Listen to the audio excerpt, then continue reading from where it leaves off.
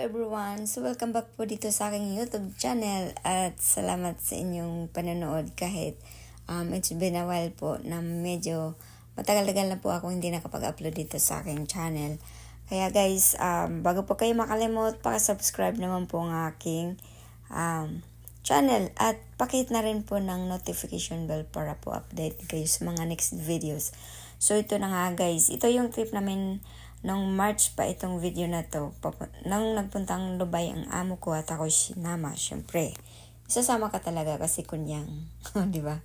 May alaga akong bata kaya kailangan ko talagang sumama sa kanila at kailangan nila talaga akong isama sa kanilang trip kasi walang magbabantay ng kanilang anak. So ayan. So, ang dami kong pasensya na. At dahil sunwerte naman tayo na isinasama tayo ng ating mga amo, ang ng amo ko, kaya nasisilayan ko po ang lugar na to. Sa pagbabakasyon nila ay para na rin akong nagbabakasyon na siyempre, di ba? Kaya maswerte pa rin kahit ganon. Alam naman natin na talaga mapapagod tayo kapag kasama tayo sa trip. Pero isa na rin yung pagkakataon na makapagbakasyon tayo sa lugar na hindi talaga natin afford, o diba? Kasi alam naman natin ang ating mga sitwasyon sa buhay. Kaya at least man lang masisilayan natin ang mga iba't ibang lugar kapag sinama tayo ng ating mga amo, diba? So OFW lang ang makarelate nito. Kaya pasalamat na lang din tayo na isinasama tayo ng ating mga amo. So para sa akin, nagpapasalamat ako sa mga amo ko na kahit paano isinasama nila ako sa kanilang mga trip. Pangalawang business na ko na pala itong nagpuntang Dubai guys. Meron na rin pala akong nai-upload na video nung first time ako makapunta ng Dubai. Kaya bago pa magpunta na naman kami ulit ng Dubai next week. Upload ko na tong video na to kasi matagal-tagal na talaga to. March, April, May, June. Almost 4 months na po siya. Kaya, i-upload ko to sa aking YouTube kasi siyempre for na rin, remembrance. Kasi gusto ko talagang magiging memorable itong mga napupuntahan kong lugar o kahit naman saan. Kahit dito lang sa Saudi, binibideo ko talaga yung mga lugar na pinupuntahan ko yun. Ito pa kaya na super nice itong lugar na ng Dubai, o di ba? Kaya napaka swerte ko at ito po ay nakaupo po ako sa front kasi siyempre magpamilya sila na sa likod. Kaya may pagkakataon akong mag-video na kumbaga kitang-kita yung dinadaanan namin. Ayan, so papunta na kami nito ng hotel na tutuluyan namin at alam niyo ba guys na yung pupuntahan naming hotel or tutuluyan naming hotel sabi ng amo ko is isa sa pinakamahal na hotel dyan sa Dubai. Kaya na rin, kumbaga swerte ko na rin kasi kahit papano maranasan ko kung anong klase or ano yung itsura ng mamahalin or yayamanin ng mga lugar, o diba? Kasi kahit naman sa panaginip, diba, kung pera lang natin or talagang cost or gastos natin, para sa akin, hindi ko talaga afford yun. Kasi diba, lang naman ang trabaho natin, maliban na lang kung manala tayo ng loto, o diba? Ayan, ganon. Kaya, ayan. So, sana sa video na to, mag-enjoy po kayo kahit paano. Sa mga hindi pa po nakarating ng Dubai, ayan, i-enjoy nyo na lang po yung aking video. At, para na rin kayong nakarating ng Dubai. So, ito na yung, papunta na sa Atlantis Royal Dubai. Yun. Ito yung daan ay dinadaanan namin. Yan. Hindi ko alam kung anong lugar to, pero maganda din siya. Ayan. So, yun. Ang ganda ng lugar, guys. Kumbaga parang lang to, man-made something. Ay, yung sinasadya ba na lugar na parang, kumbaga sa Manila yung Rojas Boulevard, yung tinatambakan nila ng buhangin or lupa yung lugar para magkaroon silang ganito. Parang dyan sa may Makapagal or sa Rojas Boulevard. Yun. So, ayan, kitang-kita na guys, dyan daw kami tutuloy sa hotel na yan. Yan parang mga box na nakastack isa-isa. So, ayan na kami sa loob ng hotel guys. Nasa lobby na kami nito.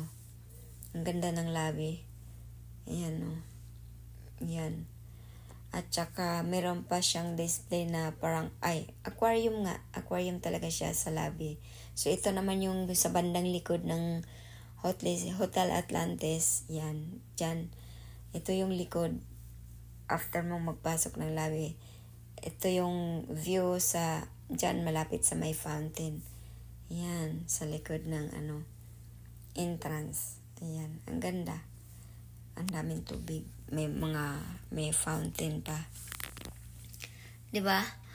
At least nakikita natin. So medyo ito pala guys, ito yung iniwan kasi ako ng amo ko nung gabi na kasi medyo gabi na kasi kami dumating ng hotel. So iniwan niya ako sa hotel at sabi ng madam ko, sige mag-unwind ka dun sa baba, enjoy mo yung lugar kasi aalis sila. Ipinasama ako, kaya lang sabi niya, gusto mo sumama or dito ka na lang muna? Sabi ko, dito na lang ako.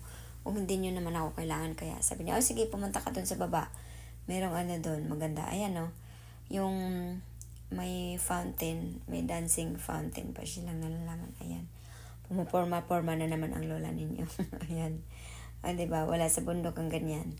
Kaya, ini-enjoy ko yung moment, diba?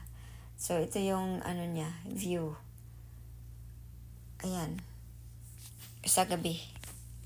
Doon sa kabilang, yun nga, doon sa may bandang fountain. So, ayan, papasok na ako.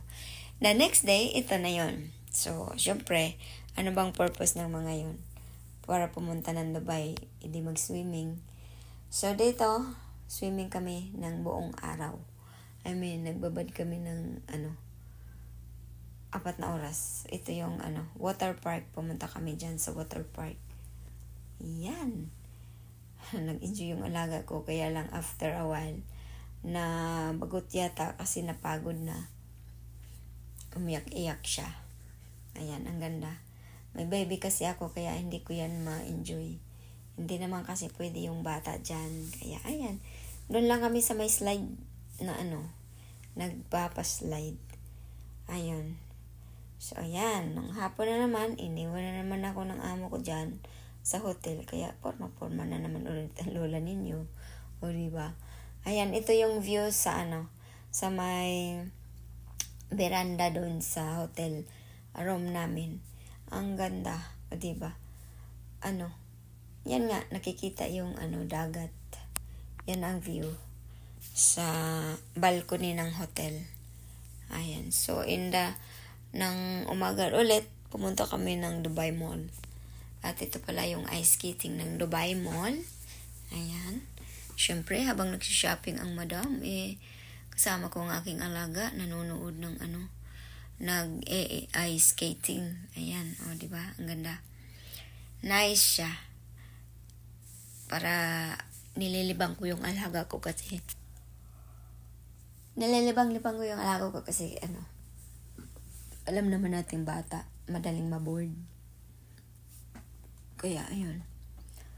So, ayan. After nun, ilang gabi na ba kami nito? Second night. Pumunta na naman kami Burj Khalifa. Ayan. Meron na akong video nito dati rin. Nung una namin punta dito sa Dubai. Ito yun. Dito din kami. Ayan, okay lang naman din ang amo ko kasi alam niya na meron akong YouTube channel kaya pinapabidyo-bidyo niya ako. So, sa second day yata ito, dagat ulit. Ayan, dagat ulit. Babad na naman kami sa initan. So, ang ganda rin. Super nice. Ayan, di ba?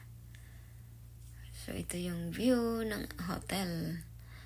Sa padagat-dagat lang ang lola ninyo. Babad lang talaga. Kasi, nasa kanila yung bata. Kaya, nakapag-video ang Inday. Ayun yung Jumeirah. Kita rin ang Jumeirah dito banda. Medyo malayo. Malayo siya. So, ayan.